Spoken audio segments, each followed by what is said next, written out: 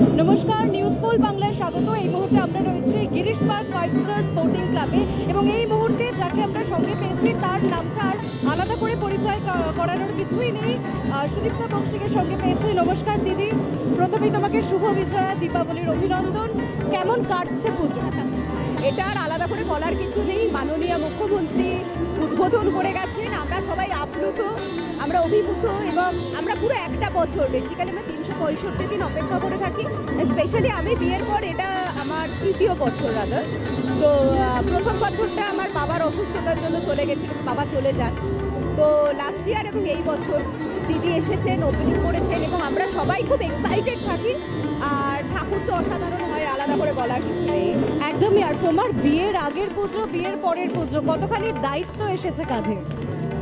দায়িত্ব আমাকে বেসিক্যালি কিছু নেই, দায়িত্ব সৌময় সব একাই দায়িত্ব পালন করে এবং ওর পারিপার্শ্বিক যারা রয়েছে এবং আমার মাদার ইন ল মানে স্মিতা বক্সি এবং সঞ্জয় বক্সি বাপি সবাই খুব অ্যাক্টিভ।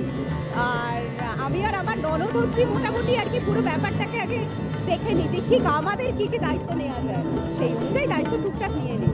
অনেক ধন্যবাদ। দীপাবলির আবারও তোমাকে শুভেচ্ছা জানাই। পুজো খুব ভালো কাটুক তোমার। Thank you.